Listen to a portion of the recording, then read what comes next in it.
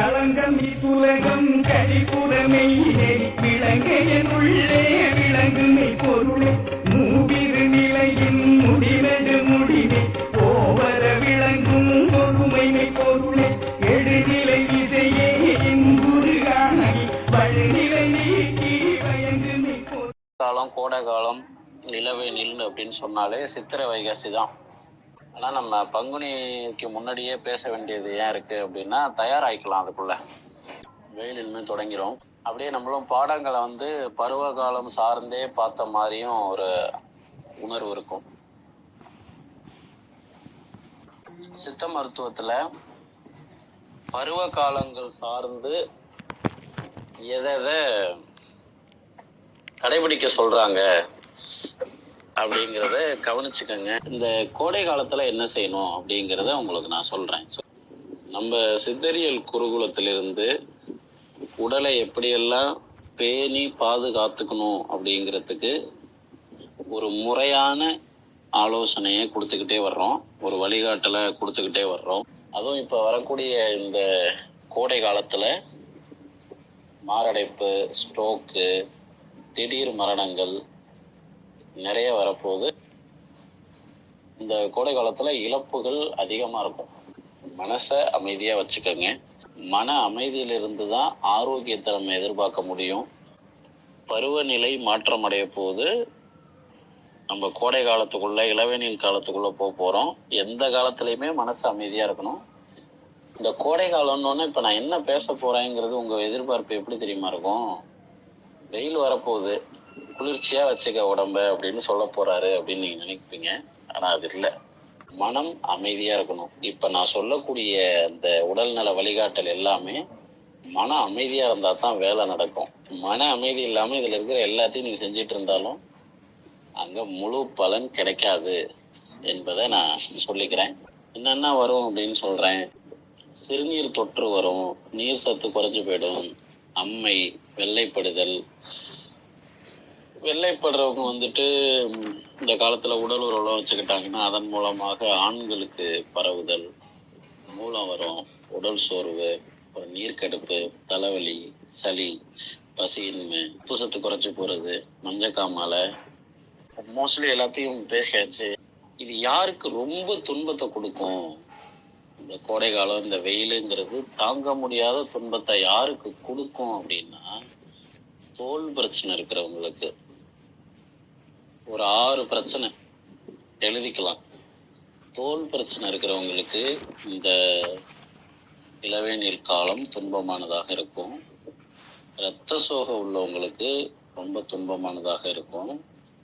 இதய நோய் உள்ளவங்களுக்கு துன்பமானதாக இருக்கும். பக்கவாதம், மூளை பாதிப்பு, 60 வயசுக்கு மேலே இருக்கிற முதியவர்கள், இவங்களுக்கு இந்த கோடை காலம் துன்பமானதாக இருக்கும். என்னென்ன தவிர்க்கலாம் அப்படிங்கிறத சொல்கிறேன். இந்த கோடை காலத்தில் என்ன தவிர்க்கணும்? மண்டையில் ஏற்றி வச்சுக்கோங்க. இன்னும் ஒரு பங்குனி, சித்திரை, வைகாசி இந்த 3 மாதங்களும் அசைவத்தை ரொம்ப குறைவாக எடுத்துக்கணும். முடிஞ்சால் தவிர்க்கலாம்.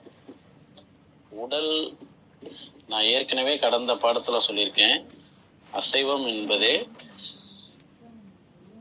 வெப்பமான உணவு வகை. அதே நேரத்தில் இந்த மாதிரி காலகட்டத்தில் குறைச்சி எடுத்துக்கிறது நல்லது, அல்லது எடுக்காமலே இருப்பது உடம்புக்கு ரொம்ப நல்லது. எண்ணெய் பண்டத்தை குறைச்சிக்கலாம். அப்புறம் டீ, காஃபி குடிக்கிறத குறைச்சிக்கிறது ரொம்ப நல்லது. இது எல்லாமே உங்கள் உடம்ப ஒரு துன்பத்திலிருந்து காப்பாற்றும். சித்தர் பாடல்ல என்ன சொல்றாங்கிறத இப்போ சொல்கிறேன். இந்த டைமிங்லேருந்து ஒரு 20 விஷயம் சொல்லியிருக்கிறாங்க சித்தர் பாடல்ல. அந்த 20 விஷயமும் அவங்க ஏன் சொன்னாங்க அப்படிங்கிறத நீங்கள் ஆழமாக சிந்திச்சு பார்த்தீங்கன்னா பின்னாடி ஒரு பெரிய பெரிய பொருள் இருக்கு. நீங்கள் இதை பற்றி அதிகமாக சிந்திக்கும் பொழுது மருத்துவத்தை கற்றுக்கொள்வீர்கள். இதை சொல்லிட்டு அடுத்து நான் பொதுவாக நான் உங்களுக்கு டைரெக்டாக கொடுக்குற ஆலோசனையை நான் பின்னாடி உங்களுக்கு நான் சொல்லித்தரேன். அந்த காலத்தில் இந்த பாடல் எழுதப்பட்டு பல காலங்கள் ஆயிடுச்சு. அந்த காலத்துல இவையெல்லாம் எடுத்துக்கிட்டா போதும் அப்படின்னு சொல்லியிருக்காங்க. இந்த காலத்துல நம்ம இன்னும் கொஞ்சம் கூடுதலா எடுக்க வேண்டி இருக்கு. அது என்னங்கிறத நான் உங்களுக்கு அப்டேட் பண்ணிடுறேன். சரியா? அப்ப எவ்வளவு தூரம் அவங்க சிந்திச்சிருக்கிறாங்க அப்படிங்கிறத நீங்க பார்க்கணும். ஃபர்ஸ்ட் விஷயம் சொல்றாங்க, வைகறை பொழுதில் எழ வேண்டும் அப்படிங்கிறாங்க. தூக்கத்திலிருந்து எழ வேண்டும். வைகறை பொழுதுல எழுவதால் என்ன நன்மை கிடைக்கும்? இந்த கோடை காலத்தை எப்படி நம்ம எதிர்கொள்றது அப்படின்னா, வைகரையில் எழும் பொழுது கிடைக்கக்கூடிய பிராண சக்தியானது வெப்பத்தை தாங்கக்கூடிய அளவுக்கு உடலை வலிமைப்படுத்தி விடும். ரெண்டாவது, கொஞ்சம் நடக்க சொல்றாங்க. வைகரையில எழுந்துக்கோ, அப்புறம் நட. மூணாவது, குறுந்தொட்டி தைலம்னு ஒன்று இருக்கு, நாட்டு மருந்து கடைகள்ல கிடைக்கும், அல்லது நம்மளே செய்யலாம். அந்த முறை என்னங்கிறத நான் சொல்லித்தரேன். அந்த தைலத்தை தேய்ச்சிக்க சொல்றாங்க. குறுந்தொட்டி அற்புதமான தைலம். அந்த குறுந்தொட்டி தைலத்தை உடல் முழுக்க தேய்ச்சி குளிச்சுக்கணும் அப்படின்னு சொல்றாங்க.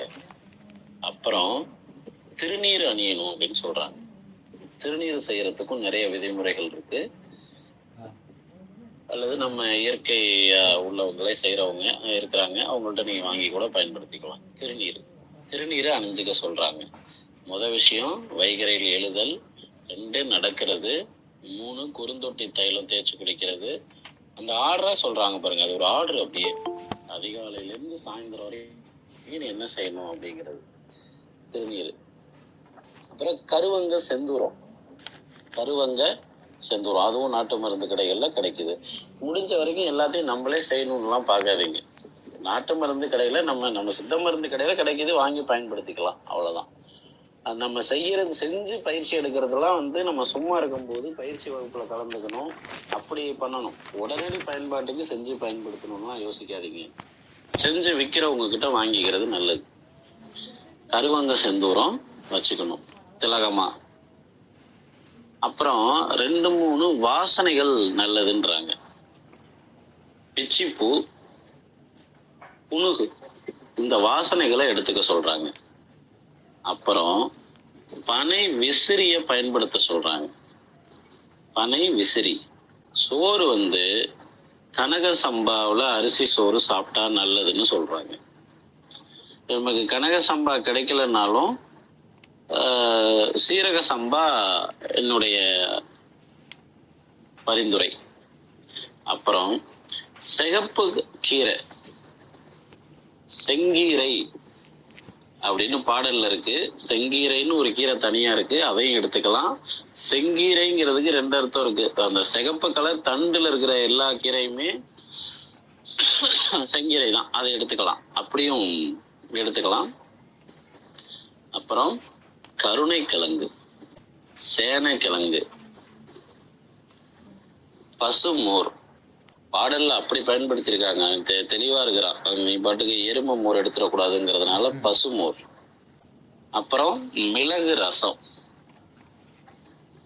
காய்கறிகள், சிறு பயிறு வகைகள்.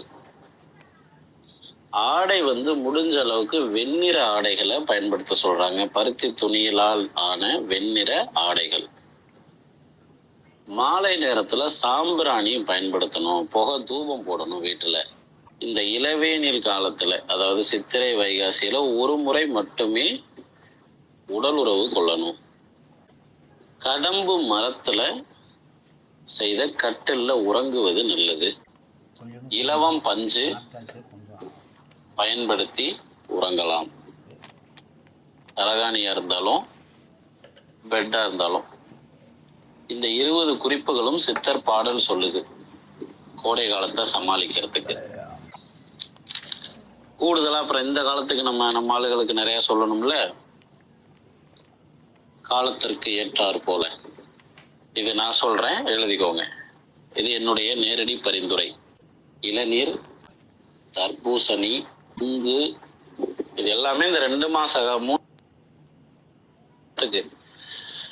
ஆர்வ கோளாறுல 10 நாள் செஞ்சுட்டு விட்டுறாதீங்க. நுங்கு,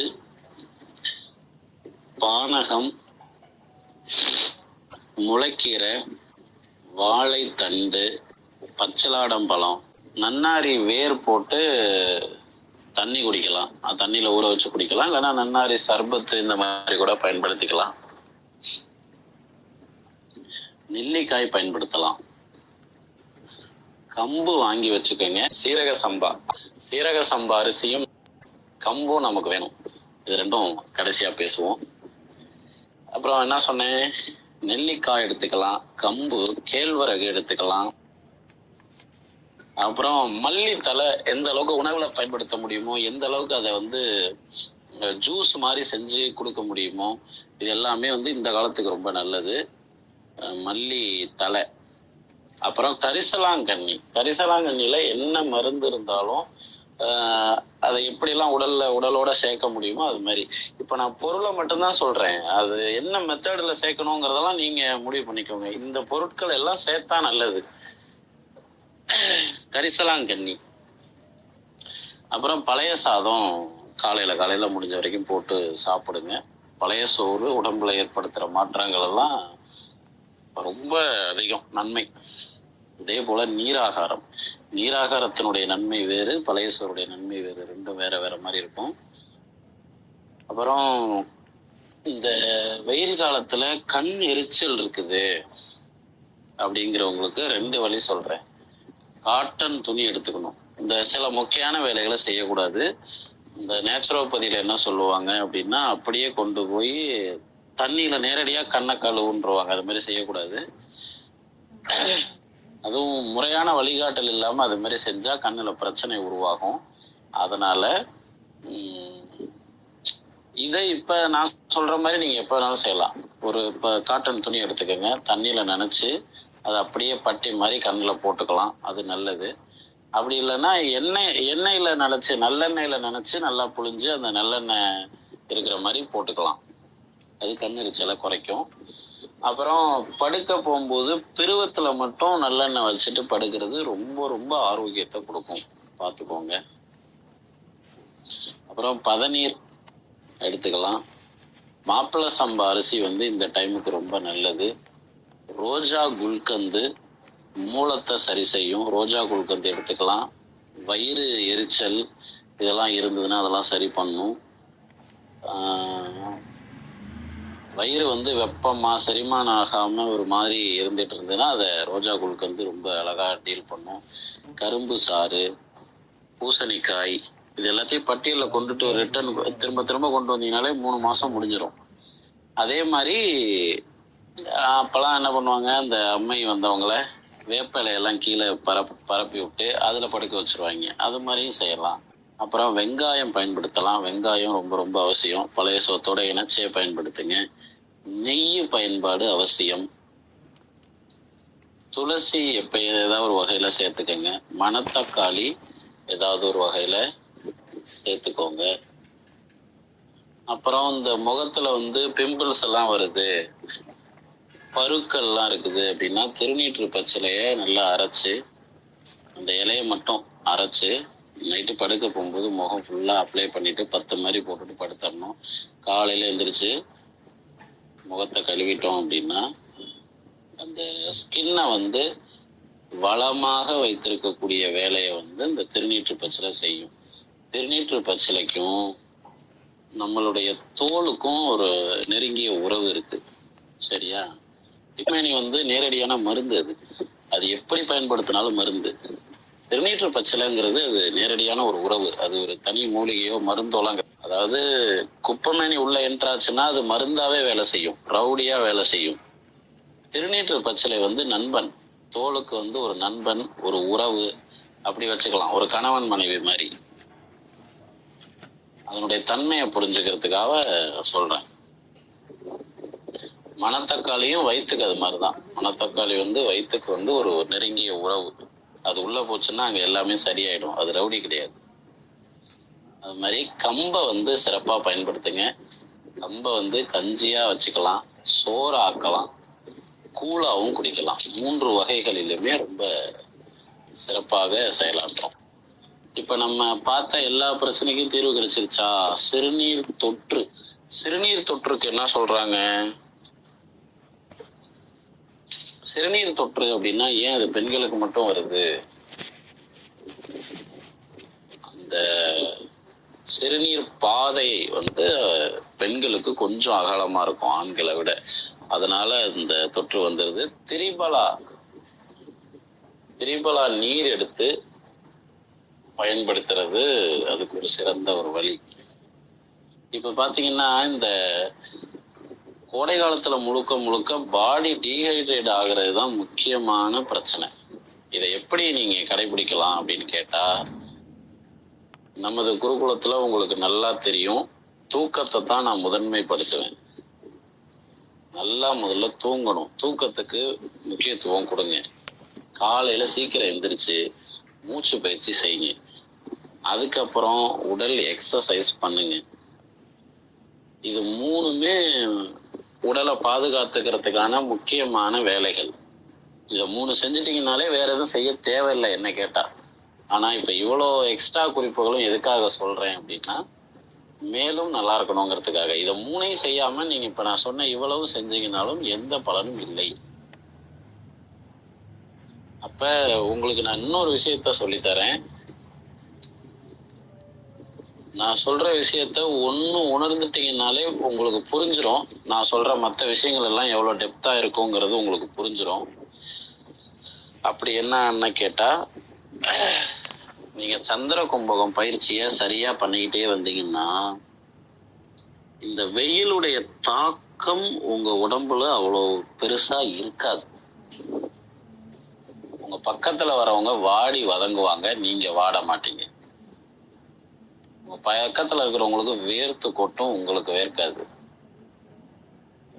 அவங்க முகத்துல பாக்குற வெறுப்பு, கடுப்பு, இது எதுவுமே உங்க முகத்துல பார்க்க முடியாது. அந்த லெவலுக்கு வேலை செய்யும். சந்திர கும்பகம் மூச்சு பயிற்சியை சிறப்பா பண்ணினீங்கன்னா, இங்க என்ன நடக்குது தெரியுமா? இட்லி ஊத்துறோம்ல, இட்லி ஊத்தி தட்டை வச்சு அவிக்கிறோம்ல, அது மாதிரி இந்த சூரிய வெளிச்சத்துல உடம்பே வந்து அவிஞ்சு போகுது. அதான் உண்மை. புரியுதா? நம்ம இன்னைக்கு கட்டியிருக்கிற வீடெல்லாம் அப்படிப்பட்ட வீடு. நீங்க ஆபீஸ்ல இருந்தாலும் எங்க இருந்தாலும் ஒரு பாத்திரத்துக்குள்ள வச்சு அவிக்கிற மாதிரிதான் கதை. அப்ப அந்த அவியல் நடக்க கூடாது அப்படின்னா நீ நல்லா மூச்சு பயிற்சி பண்ணிக்கணும். நீ மூச்சு பயிற்சி சிறப்பா பண்ணிட்டீங்கன்னா நீ அந்த அவித்தல்ங்கிற ஒரு ப்ராசஸ்க்குள்ள போக மாட்டேன். ஒன்னு அவிக்க முடியாது.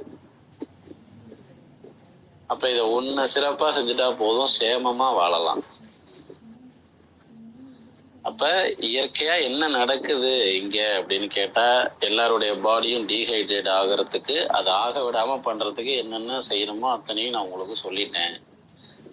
இன்னொரு விஷயமும் புரிஞ்சுக்கங்க, வெயிலுக்கிட்டேருந்து நம்மளை தற்காத்துக்கிறது மட்டும் நம்மளுடைய வேலை இல்லை. ஒரு காலத்துல வந்து வெயிலோடு உறவாடி, வெயிலோடு விளையாடி, வெயிலோடு நல்ல ஒரு ரிலேஷன்ஷிப்ல இருந்தது ஒரு காலம். அது மாதிரி இருக்கணும். ஓகேவா? அதனால 2 பக்கத்தையும் கவனிச்சுக்கங்க. வெயிலோடு நமக்கு ஒரு நல்ல உறவு இருக்கு. இந்த வெயிலை தாங்கினாதான் அடுத்து வரக்கூடிய குளிர்காலத்தை தாங்க முடியும். அதனால ஒரு பக்கம் இது, இன்னொரு பக்கம் இது. இதுல வந்து 2 வகையா நீங்க பார்க்கலாம். வலுக்கட்டாயமா போய் நீ வெயில தாங்கியே ஆகணும்னு யாரையும் பிடிச்சி இழுக்காதீங்க. இது நான் அப்புறம் ஆரம்பத்துல சொன்ன மாதிரி துன்பத்துல இருக்கிறவங்கள மேலும் துன்பத்துக்கு ஆளாக்கிறாதீங்க.